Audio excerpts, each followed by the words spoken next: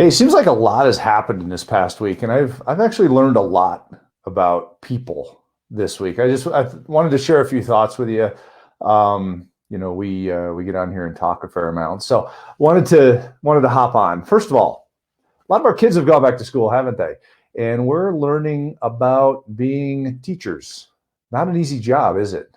Um, I mean, this is a very honorable thing. We've learned a lot about the heroes in society this week, the past couple weeks. Our healthcare workers, people who really work tirelessly to manufacture things to help society.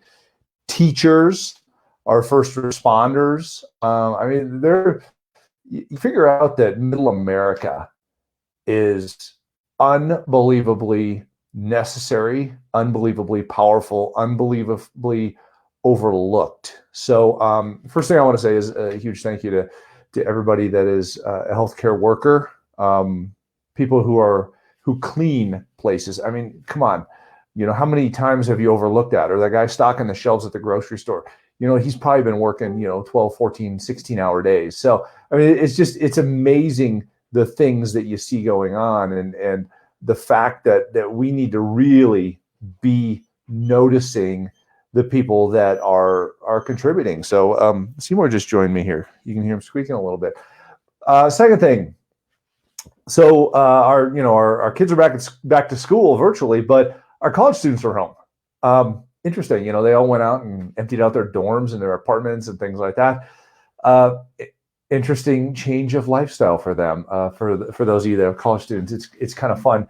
The the fact that they are trying to be independent, but now they're back home, that's got to be a little bit of a culture shock. Remember if you ever moved back home from college, it was tough. So we have a lot of patience that gets to be exercised in our homes now. And then another observation that I made, our dogs and cats are so freaking happy now. Have you noticed that? They are so happy now. Seymour just walked up here. It's like, hey, they're home. Really? This is longer than a weekend. So, just a few observations on what's going on, in the households, things like that. Hopefully you've been not sitting in the dark watching movies all week or playing video games or something like that. And making the most of this. I think we've been at this for, in some places, 3 weeks, maybe 4 weeks. Around here, let's call it 2 weeks. But it's interesting how we're making these observations, we're making adjustments, we're figuring things out. I've retooled my Facebook studio here several times. I just redid it again today. So trying to get a little more sophisticated with how we do this, but we're learning a lot. We're learning a lot about ourselves. And one of the big things that I've noticed about people overall is people are starting to accept change, which is good. This is a transition in society, and something that you need to hold up the mirror and notice is people are accepting change. Are you accepting change, or are you fighting change? Are you resisting change? Are you angered or frustrated by change? Because what we know this one thing, and it goes back to that formula, E plus R equals O. What is your response? Because your response to the event determines the outcome. The E plus R equals O, event plus response equals outcome. That's really important right now. That's Jack Canfield's success formula from the book Success Principles. Take a look at it. I think it's like 52 chapters, something like that. So a chapter a week. Amazing book. You can download it electronically. You can get the Audible, things like that. But great book, and that's one of the chapters in it. Something else. I've been blessed to have an unbelievable group of people that I get to work with at RE/MAX headquarters. The leaders of Motto and the leaders of our technology companies and the leaders of RE/MAX. And it's incredible because clearly I'm not traveling now, and I usually spend so much time on the road, but I get to see them virtually every day. And it's amazing. I get to talk to these people that I work with so much more. And we just had a company meeting the other day. We're using Zoom. We just offered Zoom for no charge to all of our brokerages, 5,000 brokerages around the world get the Zoom Pro, and then our agents get the basic enhanced basic Zoom package to do business now as well until June 1st. Unbelievable opportunity, because we are using the daylights out of this thing. It doesn't have to be Zoom. It can be anything, but they're doing a really nice service to the RE/MAX network.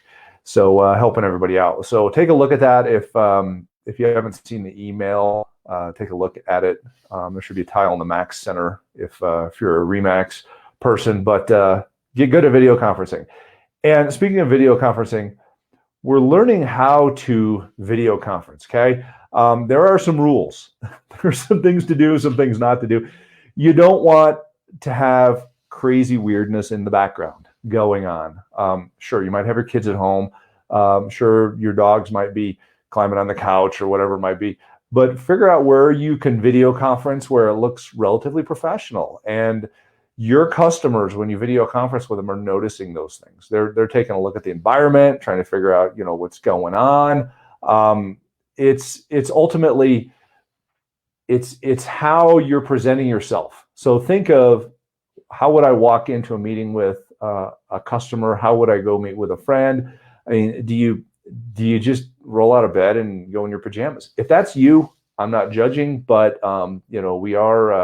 we are still in a visual society. Someone that discovers trust and transparency and things like that visually. So prepare yourself today, and know that there are going to be some weird things going around the internet of strange video calls that have happened where people have had unusual things happen in the background. I've already seen some. You don't want to be one of those. So also, let me just give you 3 tips on video conferencing.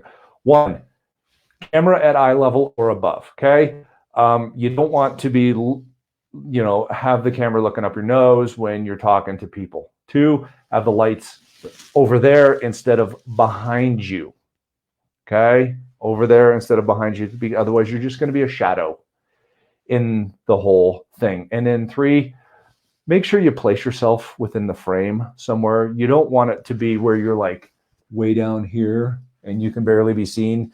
I've seen a couple of those, and smile a lot. So there's 4. Smile. People want to see your personality, and it matters. So moving forward, let's talk about a few things moving forward here. First of all, go in and figure out what's going on with the CARES Act. If you are a real estate agent, go to NAR's website. They have a good breakdown of the CARES Act. They've participated in creating this thing. If you're a franchisor, franchisee, I have a lot of friends in franchising. The International Franchise Association has as well. So take a look at that. If you're neither, go read the CARES Act summaries, because it impacts almost 100% of society. So go take a look at it. I encourage you to figure out what it says, talk to your tax professional about it, and they probably have something on their website that talks about it and explains it to you.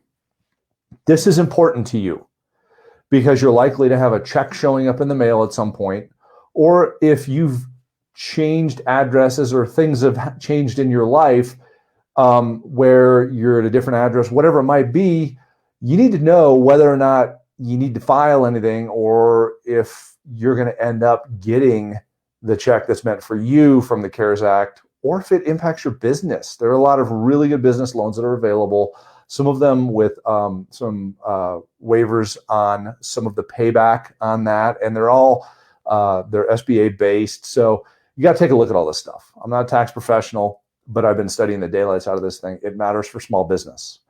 It matters for small business. Don't put this off. Start looking at it immediately. Second thing, hang in there, okay? We're not done with this yet.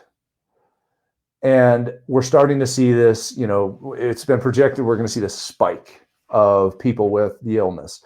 It's going to happen. But we all have to be patient. We have to be kind. We have to be caring. We have to be understanding of each other and of each other's businesses and things like that. Sometimes you're going to end up in frustration. Do not get in negotiation with people at this point. Be kind, ask questions, and everybody will figure this out, okay? If it's with your landlords or the electric company or whoever, everybody will figure this out. Everybody has the best of intentions in this whole thing, okay? We've seen people trying to price gouge, whatever. They got shut down pretty quick. One, it's illegal. Two, it's immoral and unethical. So the reality is people will figure things out. If you have business relationships with different organizations, and everybody has business relationships, just be patient. Be patient, have conversations, communicate, and things will get figured out, okay? Don't get upset, because upset and arguments and stuff like that it just, people regret things that they say down the road, stuff like that. I've seen it happen. Just take a deep breath and smile. If you can't figure it out, don't try and attack the situation, hoping that you're going to muscle your way through it, because kindness is going to figure these things out. These things will get figured out, okay? So that's really important. And then we also get frustrated easily during these times, even when it's not a business type situation. Communication will help. Kindness and communication, deploying love, stuff like that. Don't deploy fear. Don't fight, flight, or freeze your way through everything. It's not going to work. Communicate, okay? Use it more now than ever. If you haven't heard from somebody in a long time, communicate with them. Send them a quick video. Give them a quick phone call, things like that. So those are some tips. So know what's in the CARES Act. Thank you to our government. I don't care what side of the aisle you're on. Thank you to our government for pushing this thing through. This makes a big difference. Hang in there with your businesses, okay? If you've gotten laid off or whatever, the CARES Act. Go back to step one. Check out the CARES Act. See what you can do to help yourself with that. And then communication. All right, communication. So let me leave you with this. We're coming in on halftime. That's kind of how we have to think about this. We had a rough 2 first quarters. Let's pretend this is a 4-quarter football game here. We're coming in on halftime. And, when a team's going to the locker room and they've gotten beat up pretty good at halftime, there's frustration. Some people may have gotten injured. There have been points scored against you, things like that. What do people do? There's one of two things that can happen here. One is they can get frustrated with each other, and they can be at each other. And that doesn't help anything or anybody. That makes the problem worse. It makes the problem worse. But if they take a step back, and you can even go into YouTube and watch some halftime locker room speeches here, because that's kind of what we need right now. We need a halftime locker room speech, because this is a game of hour by hour, day by day. You're going to encounter good things and bad things during this time, things that are positive, things that are frustrating during this time. And you need to take a step back, take a deep breath, think positively, figure out what's the best case scenario for this, and decide whether or not you deal with it right then and there. But you know what? You have to do it with the best of intentions. The best of intentions.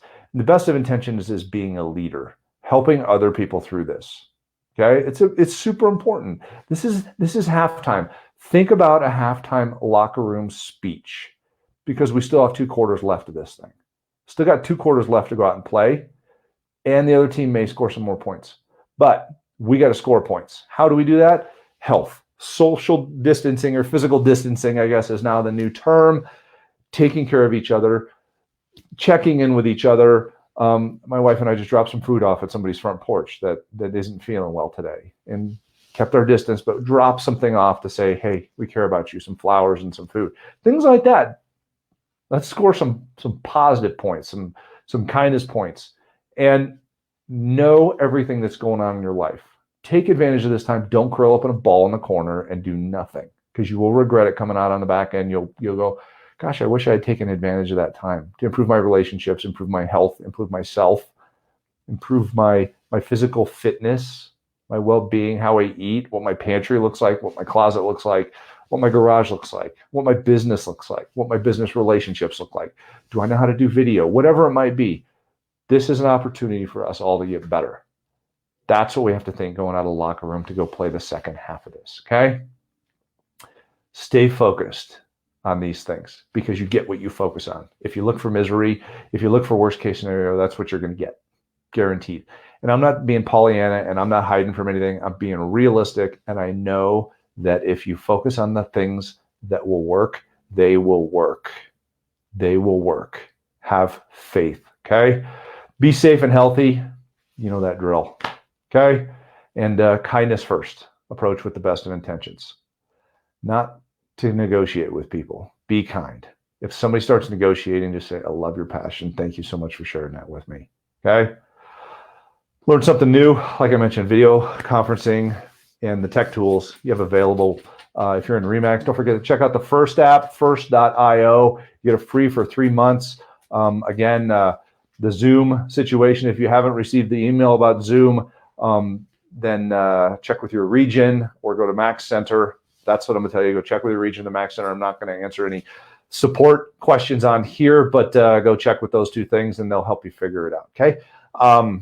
And offer to help people. Offer to help people. That will go a long way. So stay well, be kind, be safe. Love you guys. Thanks for all you do. And we will get through this. Bye.